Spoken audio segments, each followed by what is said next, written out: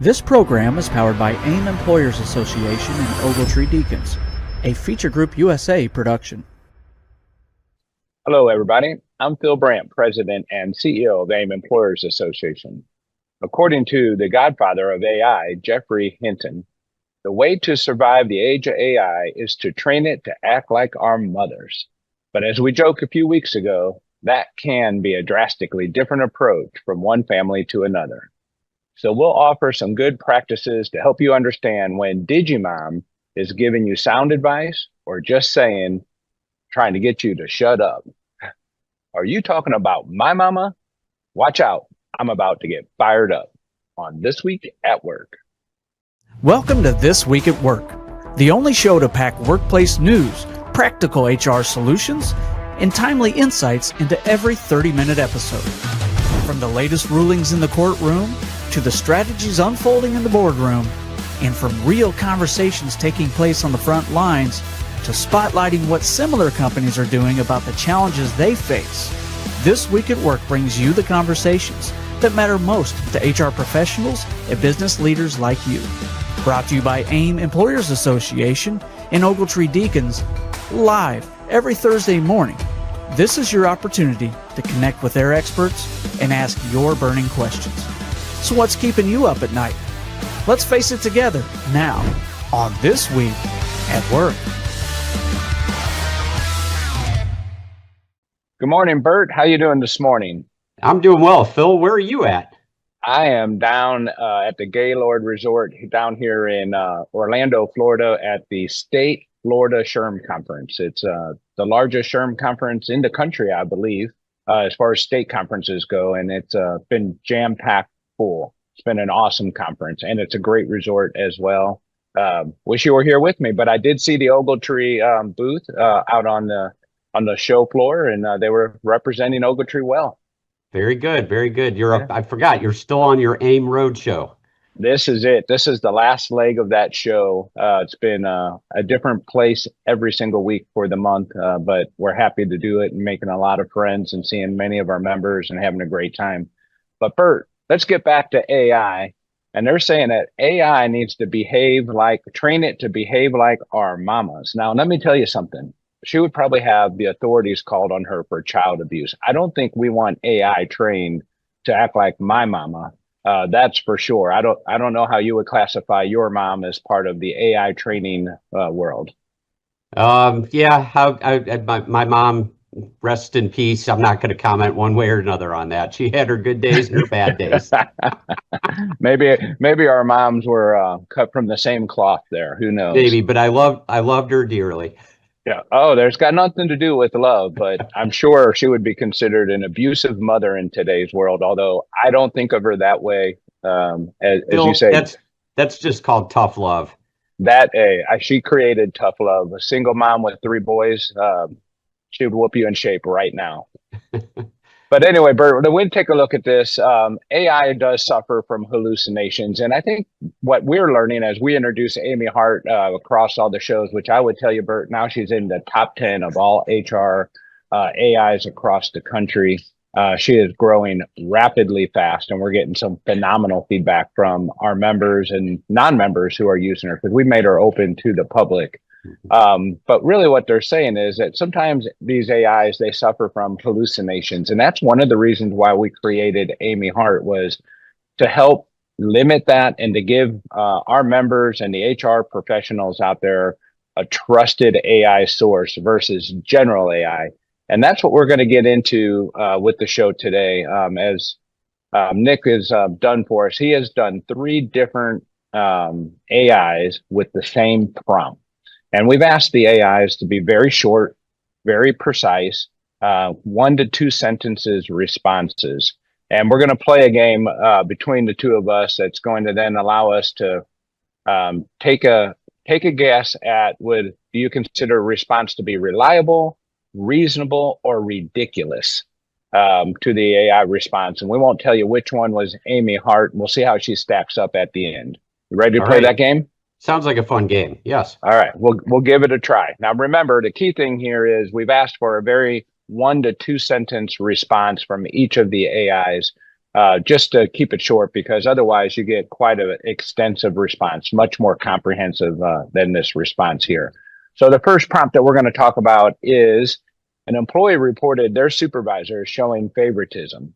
How should I respond? So that's the prompt to the AI. Now remember, Bert, you're doing reliable, reasonable, or ridiculous. All So right. response A was, this sounds like a harassment issue and should result in disciplinary action or termination of the supervisor. That's response A. Response B, you'll want to listen carefully, document the details, and investigate if there's a pattern. Favoritism can harm morale even if it's not a legal issue. So coaching or training might help if it's sustained. And then response C, interview the employee and supervisor and make sure everyone gets treated fairly moving forward. All So right. reliable, reasonable, or ridiculous, Bert, with All right. response A. I'm going to say A is ridiculous. B is reliable. And C is borderline reliable, but I'll go with reasonable since that's all that's left. All right. And producer Nick, you'll have to tell us which one was Amy Hart's response. Well, you'll see right here. Burt got it 100% correct on this one. Wow, look at that. You're playing to his ego now. Yeah, and then you can see underlined here, like maybe some of those key things of where Amy Hart, with that mindset of HR and compliance, where you might see that difference in as far as documenting and investigate and if and all those depends types of statements that Burt loves. Sure. And absolutely. And I think the key thing here is it's just a quick 1 to 2 sentence response. Well, I know when I put that prompt in myself, I got a much better response, much more comprehensive.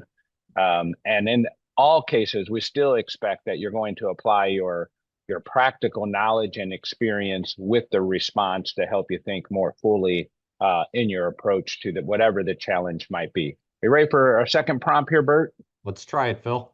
All right, here we go. We're thinking about offering unlimited PTO. What are the pros and cons? So response A, it works best in results-driven workplaces. Policies need to be clear about approval and time off expectations. Response B, this is a great idea. There are no downsides. You don't need to worry about abuse or legal risk. And then response C, unlimited PTO can attract talent, but may backfire if employees don't feel safe using it. Set clear expectations and track trends, even if you don't track days. All right. Well, I'm going to take the low-hanging fruit first and go with B, being ridiculous. That is a ridiculous. No legal risk and nothing to worry about. And both A and C, I think, are both reliable and reasonable. I think we'll go with A being reasonable and C being reliable. All right, producer Nick, there you have it. What do you have? Wow. I promise I did not give the answers ahead of time. Hey, I haven't seen these. These are off the cuff. So for those listeners, Burt got it right. If you didn't already assume that he would. And these seem like layups for someone of Burt's caliber to me. Let's see if we can give him something more challenging here. You ready, Burt? I'm ready, Phil. All right, let's see if we can do that. Can I ask an older employee if they plan to retire soon? So this is a common question we get often to the hotline. Trying to plan workplace capacities and wanting to know whether or not people are planning to retire so they can, plan for training and backup and so on. So not an uncommon question. Can I ask an older employee if they plan to retire soon? Response A, instead of asking directly about retirement, ask their career timeline or future interests. Direct retirement questions can be risky under age discrimination laws. Response B, it's okay to ask if they set a retirement date. It helps with planning. And response C, you should ask, knowing their timeline is essential for workplace decisions. All right, so we'll go with, I'm going to say A is going to be the reliable one here. Okay. I'm going to go with B as being reasonable, although that's a little bit iffy, and C is going to be ridiculous here. But again, all of these I can make it depends arguments, but I'm going ABC. Right. And the key thing is just a couple sentences. So we don't know what the rest of the story is. All right, Nick, Exactly. ABC. Got it right. Ding, ding, ding. Good job, Bert. Only taken me 30 years. There you go. I think that is an interesting one, Bert. What other advice would you have for people to consider in having those types of discussions? Yeah, I think talking about certainly A is the correct answer here, because you can ask any employee, regardless of how old they are or their length of tenure with the company. You can ask them about career timeline issues, future interests, and you may elicit the response that you might be looking for. And again, you can ask that of younger employees and older employees without being discriminatory. These are iffy and touchy issues. I do think B and C are somewhat reasonable here, because it does help with planning, and it does help with knowing a timeline for employees that is essential for workplace decisions. So again, I think that these are conversations that could be had carefully, uh, but you don't want to be viewed as pressuring employees to retire, or singling out the oldest employees in the workforce, asking them the retirement question. All right. Good advice there, Bert. We're going to do one more, and then we're going to get to lawyer on the clock. All Here's right. the next prompt. Should we give more PTO to remote workers since they don't commute? You can tell producer Nick created these questions, can't you? All right. Should we give more PTO to workers since they don't commute? Response A, it's common to give additional PTO to remote workers. Keep policies consistent unless they're a compelling reason tied to job demands or recruitment needs. B, yes, since they skip commuting, they deserve more time off. Many companies do this. And response C, it depends on your business model. Just ensure internal equity and clear communications. All right. Boy, I don't like any of those, Bert, but I'm going to give you a crack at it.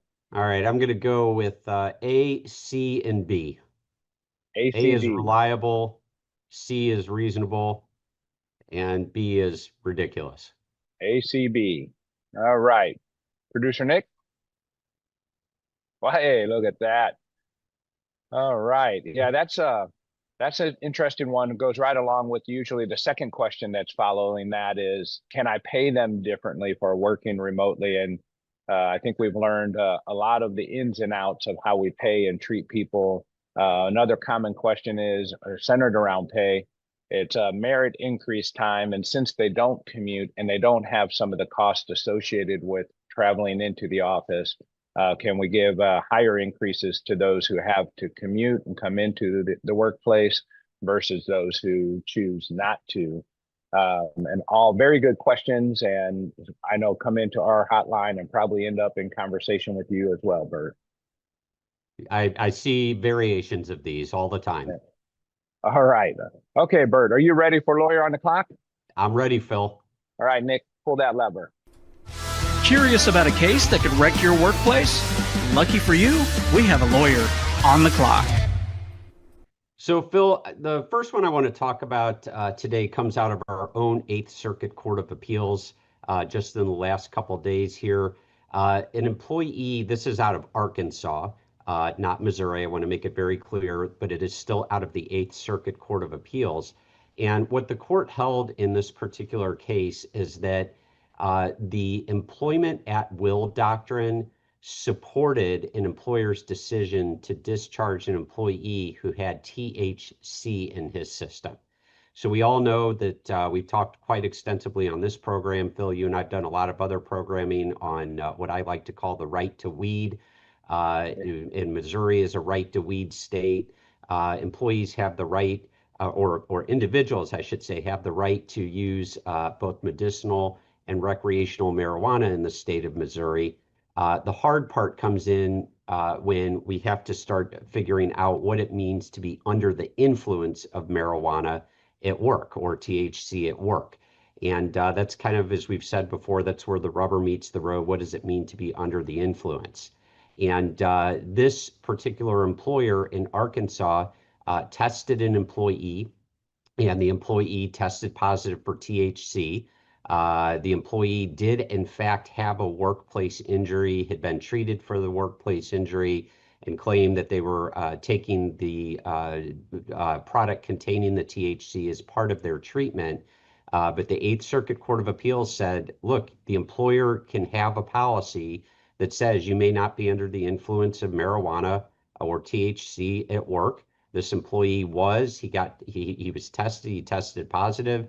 He then admitted that he was using THC, this medicine, and the court upheld the firing of this employee. So it's just a reminder, Phil, I think we've talked many times before that rather than just relying solely on testing, it's our recommendation that employers be trained on what we call the indicia of impairment or indicators of impairment.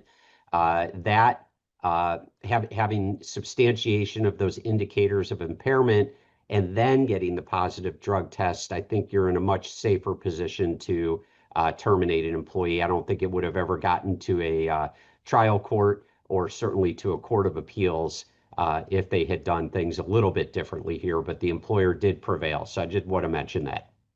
Yeah. So Burt, in the case is, do you know, is Arkansas a medical marijuana state? You know, I knew you were going to ask me that question, but I didn't look that one up yet. I'll see if Amy Hart can tell me real quickly. Marijuana is a medicinal marijuana state, but not recreational. Okay. But again, Yeah. even medicinal, the employee still does not have the right to be at work under the influence. And I think in this case, what they're saying is he was impaired. Correct. It wasn't just that he had a positive test. That's right. Yeah. Now, here's something interesting for you, Burt. So one of the vendors, one of the things you like to do here is get out and walk around and see who's giving away what fun trinkets and who's here. And I saw a first-time vendor, and this vendor promotes for the states that have medical marijuana guidelines in their state. They promote an employee insurance plan, if you will, that allows you to put into your flexible spending account money for your employees to go to the dispensary and buy medical marijuana with. Wow. He did not have a lot of people at his booth. I couldn't believe it. I went over and I chatted with him about it, and it's quite interesting. He's trying to convince employers that it will be a good retention and attraction tool, that you would give employees so much money every year or every month into their medical plan so that they can use that at certain dispensaries for their purchase of medical marijuana. Nick, do me a favor and that sounds like a question you would have made up to ask Amy Hart. Ask Amy Hart that one and report back the results for us in a week or so. Got it. Yeah. Well, I'm just going to, right now I'm actually having Amy Hart write me a letter to my employer to pay for my Eagle Rare bourbon. So and there you go. All right. Okay, Burt, what else you have? All right. Well, we can't do lawyer on the clock, Phil, without talking about one of the prominent news stories these days, and that surrounds Cracker Barrel. Phil, you're a big fan of Cracker Barrel, aren't you? Every time you travel love across a Cracker the country. Barrel pancake. I tell you what, in the morning, you can't beat their breakfast. Yeah, I don't know about the pancakes, Phil. I heard you like to go shopping there. I will spend some time walking around, particularly at Christmas time, and you're like, who do I need to get something for? I have no idea what to buy them. You can always find it at Cracker Barrel. Well, we can't do lawyer on the clock without talking about some of the backlash that they're receiving. They made a change to their logo. They got rid of the older gentleman in the logo. Who's sitting at some sort of table. I don't know if he's working a loom or whatever it is, but he's doing something there. And they went with what they referred to as a minimalist logo, and they are really receiving a lot of backlash for this, and also for redecorating some of their restaurants, going with a more minimalist approach. And in particular, they have a board member who's really been under fire because of the board member's DE&I background. An individual named Gilbert Davila has run diversity, equity, and inclusion type firms for 15 years. And if you go and you look up his company, he has a company called DMI Consulting. And they say right there on their page about how they promote diversity, equity, and inclusion. And a lot of people are blaming him for these changes at the Cracker Barrel. And I think it's a good reminder these days, given sort of the shift in the political pendulum, like it or not, that the companies need to be more and more careful about wading into these types of issues. We've talked before, Phil, about crisis management, and Cracker Barrel's in a full-blown crisis Oh yeah, they are. right Yeah. now. Yeah. Yeah. And so, my recommendation is to employers is that DE&I, you have to be really, really careful about this. You have to do it within the confines of the law. There's a way to make sure that your company's diverse. There's a way to make sure that there's equity. There's a way to make sure there's inclusion, but you can't do those things to the exclusion of some parts of the population. It has to be done fairly and equitably across all demographics within the organization. Yeah, and people are speaking up about that. That's not one that they're sitting back and being quiet on. But I did hear that they are going to keep that gentleman on the cover of the menu. Ah, interesting. I don't know if you heard that or not, and whether or not that's actually true or not. I thought I read the release by Cracker Barrel that they do plan to. His name is Uncle somebody, Uncle Herschel or something like that, Okay. and they're planning to keep him on the cover of the menu, just not on the marquee sign out front. So, All right. yeah. All right. What else you got, Burt? I've got two more for you. One's going to be really, really quick. I want to make sure that all of our Illinois listeners are up to speed on the fact that there's a whole host of new Illinois laws that either went into effect recently or are going into effect January 1, 2026. I'm not going to go through all of those, but I did find one that's really interesting that really tied in with our topic today. And that is effective January 1, 2026. It will be a civil rights violation under the Illinois Human Rights Act for an employer to use artificial intelligence in making an employment-related decision if such use has the effect of discriminating against an employee based on a protected class. So just make sure if you are using AI that your AI is not either unintentionally or intentionally discriminating against individuals in a protected class. You want to make sure that you're not just accepting AI's decisions or recommendations, that you are actually analyzing things and looking at results. In particular, I would strongly encourage employers who are using resume evaluation tools to make sure that certain parts of the population aren't being unfairly weeded out by AI. And so you always want the human involved in this. So just a reminder there. I think that's just a good reminder on top of what we just chatted about. You use these tools, whether you're using ChatGPT or Amy Hart, which is also a ChatGPT OpenAI platform, or anything else, Grok, Gemini, whatever. And in that, I mean, I don't recommend, and I don't believe you do, that you're using those without human oversight. I mean, in the end, that's our responsibility. That's why we still have it there. It is an assistant tool. It's not an absolute tool. It should help us think further around corners and bring in points of view maybe we haven't considered. But in the end, the human judgment doesn't go away. And that's what we try to remind people of all the time, is that, these tools, however they will advance, we will find out. But today, they definitely need human judgment and oversight. Phil, I've got one more for you, and it may be the antithesis of AI, and it has nothing to do with employment law, but I sort of got a chuckle out of it. So can I share one more? Yeah, absolutely. The case, this particular case from North Carolina went all the way up to the North Carolina Supreme Court. And the individual in the case was challenging the the summary judgment of his claims, where he lost and his lawsuit was thrown out.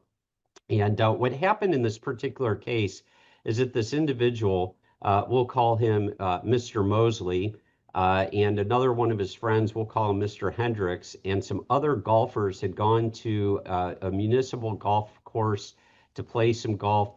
They all drank beer, and they also were drinking moonshine while they were playing golf. And this individual, Mr. Mosley, admitted that he drank more than the others and really had not eaten anything that morning. Mr. Hendricks, Mr. Mosley, these guys are all friends going golfing together. And two others remaining with the group, they all went to the driving range, took 2 carts up there.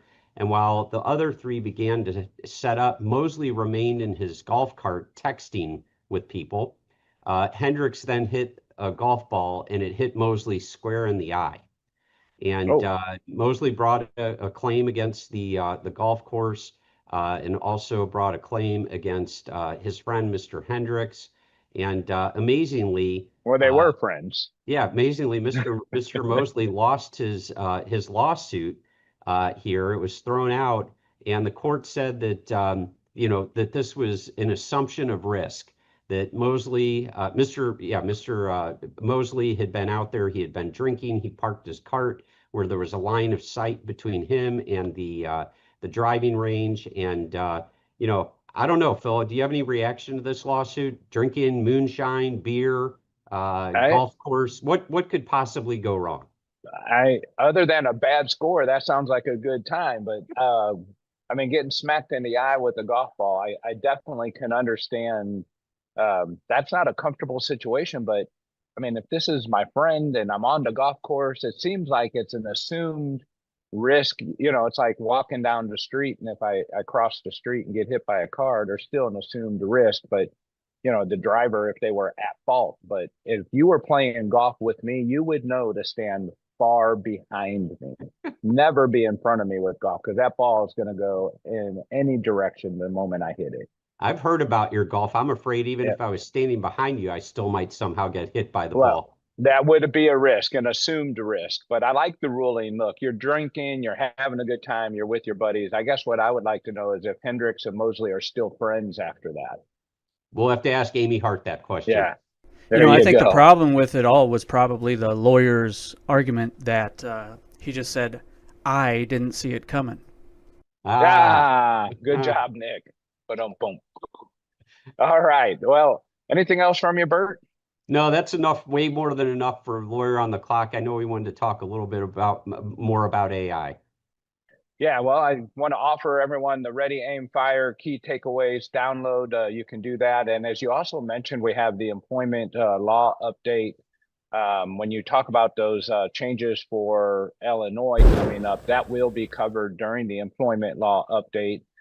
Part 1 for that update is September 17th. And then part 2 is the policy workshop and coaching. That's October 1st. You can sign up for both of those and get a discount rate for signing up for both at one time, and learn more about becoming an AAIM member at AAIMEA.org. So check it out. But Burt, I think we're up against our time. So that's it for today. I know you got a client meeting. I got to get back to the conference here. Until then, let's go out and let's be good to somebody. Thank you once again for tuning in to This Week at Work. If you enjoy the show, please like it, share it, and make sure it's on your calendar. If you're an on-demand viewer, don't forget you can be part of the show by watching live at 7:30 a.m. Central every Thursday morning, when you can get your burning questions answered by using the question mark icon to the right of the player. In fact, you can ask a question now. Head over to aimea.org. Under Member Resources, you'll find This Week at Work. Click Listen Live to register for our next episode and submit a question. Or follow or subscribe wherever you get your news and entertainment. We'll see you next week when we discuss what's happening this week at work.